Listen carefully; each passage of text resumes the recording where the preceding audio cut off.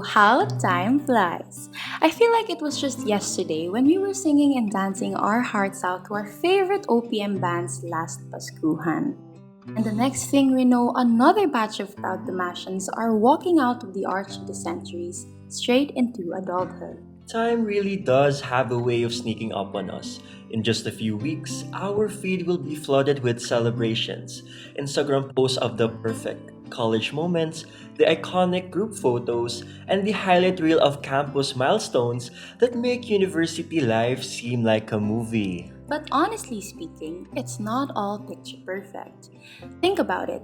Before that prideful walk through the arch, they've defended their thesis with everything they've got, powered through those final requirements, survived their last exams, and attended the momentous baccalaureate mass, a tradition so rich in meaning.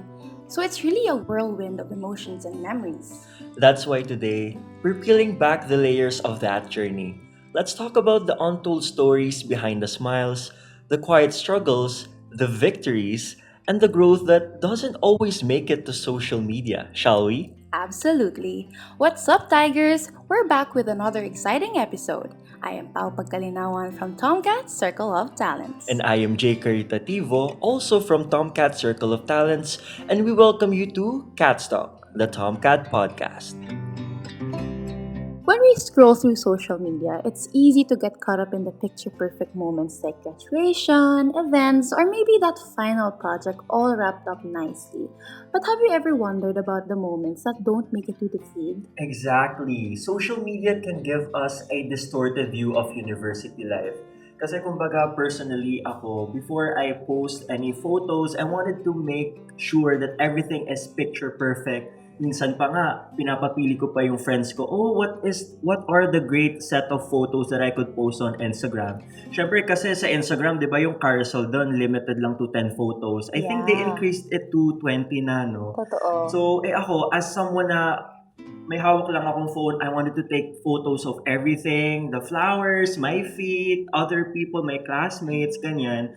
So, it's really important na, kumbaga, malaman din natin why are the things behind the scenes parang they are very neglected, no? Parang hindi dito tayo sa perfect real. Parang nagpo-project tayo ng perfection where in fact all of us are having our own internal struggles. But as students ourselves, we're most definitely aware of the behind the scenes here. There are stories of struggles, self-doubt, and moments of resilience that we don't always talk about. I actually want to add up to what you said kanina about yung filters in Instagram. I think kaya lang nag-a-add ng filters yung mga fellow Tomasians natin is because parang gusto nila makita ng ibang tao na perfect dito sa UST kasi we have this paskuhan, yung mga lights, yes. diba? Parang siguro there's sort of gatekeeping din, diba? And because when you think about it, yung paghihirap ng mga students, it's really something na dapat sa atin na lang, hindi rin sinishare. So kaya rin siguro sila nag-filter out ng gusto nilang i-post online. And yung mga late nights nila, yung mga pressures sa deadlines, and struggling of balancing schools and personal life. How often do we see those stories, diba? And yet, those are the moments that truly shape us as students. I couldn't agree more. Kasi syempre, as Tomasians, we are role models, diba? Gusto natin yung pinoproject natin. Very inspiring, very helping them to better themselves. We don't want them to feel discouraged. And of course, let's not forget the stories of self-discovery then. And I feel like a lot of our audience, Thomasians or non-Thomasians, have their own stories of self-discovery in their journey in their respective colleges. To be honest, UST or like the university setting in general is such a transformative time for most people because it's when we figure out who we are, what we stand for, and where we want to go with our lives. But the reality is, it's rarely a smooth ride. Don't you agree, Pao? Yes, it's actually a smooth ride to the point na we're just going with the flow.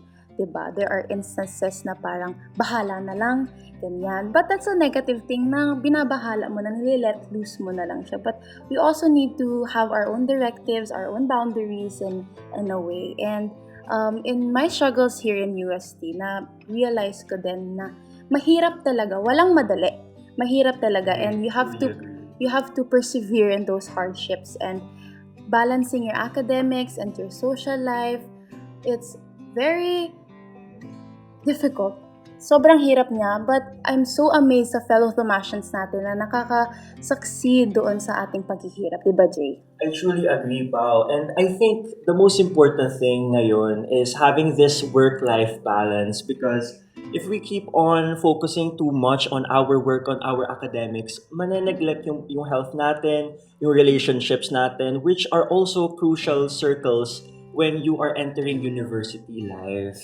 And the bottom line here is we are not alone in our struggles.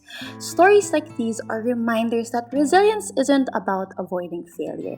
It's about pushing through it and coming out stronger. Now that you've mentioned it, Pao, I really do believe that resilience is one of the most important lessons, no, that we can take away from university life. I mean, it's something that can truly help us once we're out there. Tama ka dyan, Jay, and it's really that inner strength that keeps us going when things get tough. In university, we face setbacks all the time, diba? Whether it's a failed exam, a project that didn't meet the expectations, or personal challenges that affects our academic performance. Yung mga ganong bagay. I feel like all of the above, I've experienced it na. No, you know, as a fourth year student, na-experience ko talaga na there are a lot of times na I've really prepared for examinations, but it really didn't go out well. Pero sinasabi ko na lang sa sarili ko na meron pang mga opportunities para bumawi. And yung mga setbacks na na-experience ko, it's a stepping stone for me to better myself, di ba? Yes, tama. Yeah. And to add to that, you have to go back to your best self after having a bad moment. For example, just cry it all out one night, but then the next morning you have to wake up, have a smile on your face, and just face the reality in school.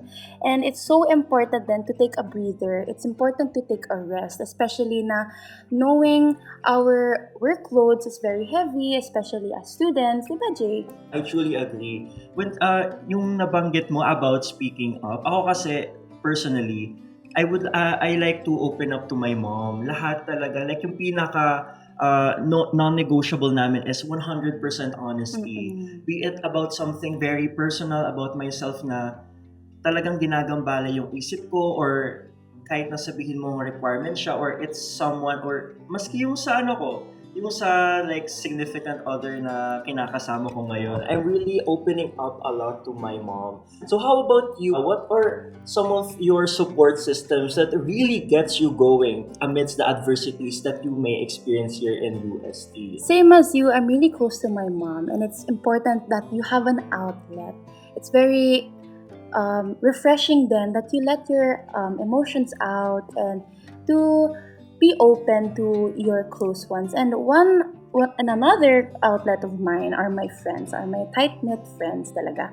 They are still so accepting to my troubles. Parang hindi sila nagja-judge sa akin na ang daming problema ni Pao, ganyan. Parang they're really there. They're eager to help me and help me improve myself. I truly agree, Pao. And I think our audience also have some of their stories of their friends and a lot of their support systems as well that really kept them going amidst the troubles and like the struggles of being a university student, no matter what their course is. And Pao, it's so easy to see setbacks as failures, eh. But the truth is, they often lead to our greatest growth. Agree ako dyan so much, Jay. And the key here is not to stay down, but to rise again stronger than before. Like what I said kanina, na you can just cry it all night and then wake up the next morning with a smile on your face the reality in your school, di ba?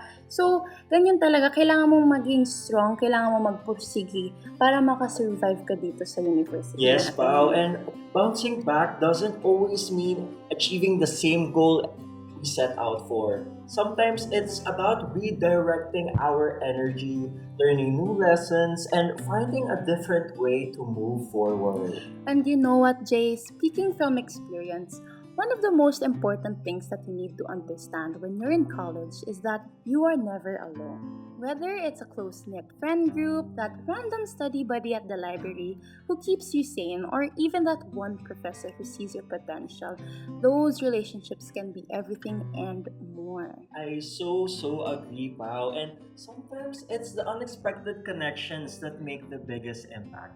I think one of the unexpected connections that I truly had is with my RLE.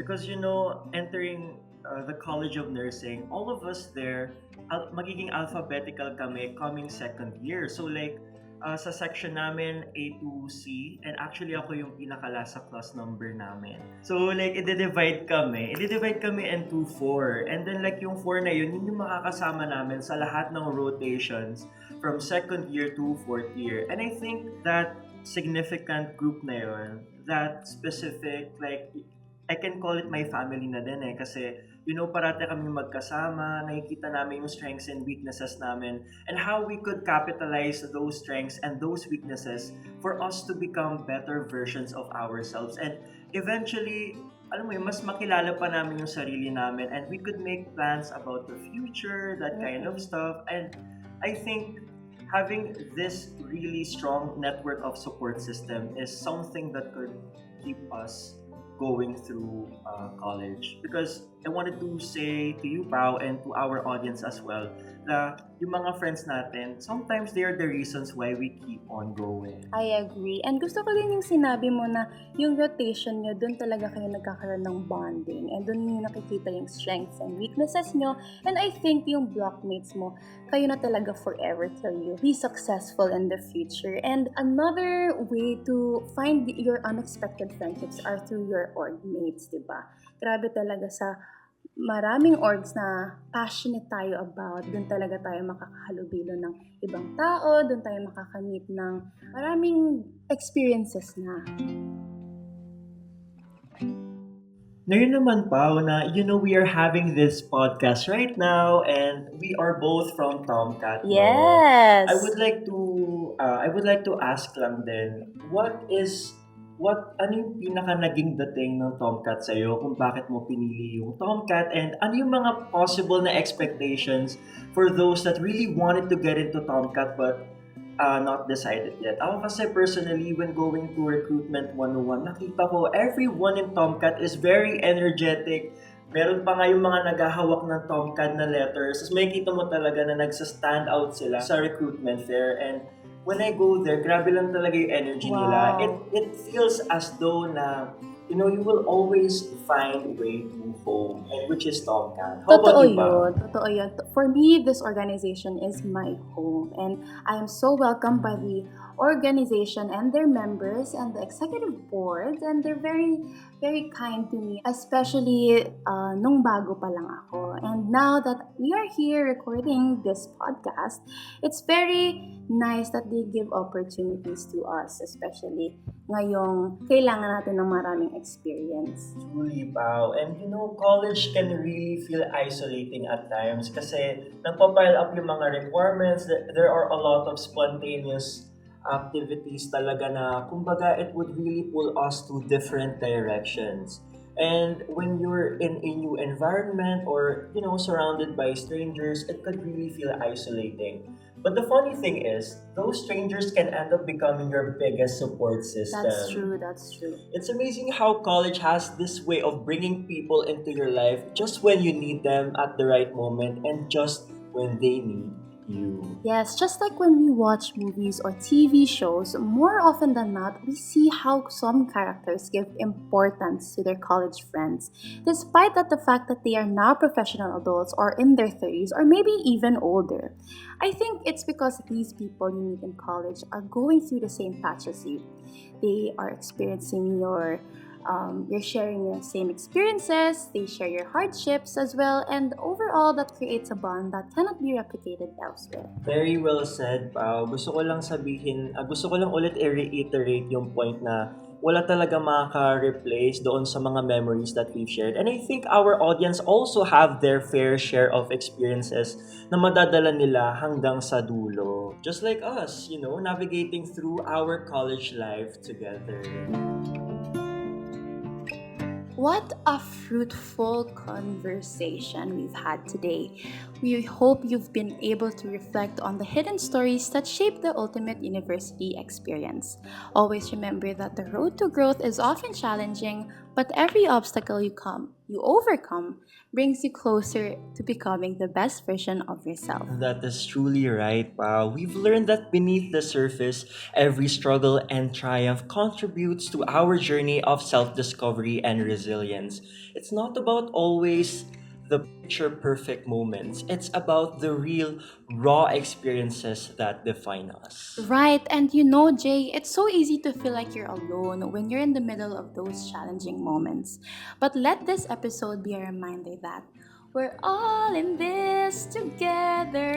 Grabe, that was very nice, Pao. And when we share our vulnerabilities, that's when we truly connect with each other. We're all just figuring it out as we go along, and that's perfectly fine. I totally agree, Jay. And as we reach the end of today's episode, we would like to take this time to thank Miss Marisa Peyang, the president of UST Atelier Alumni Association Inc., and the whole Tomcat team who helped bring this episode of Cat's Talk to life. We truly appreciate all of the hard work because this episode will not have been possible without your efforts. And of course, to everyone out there listening, thank you so much for tuning in.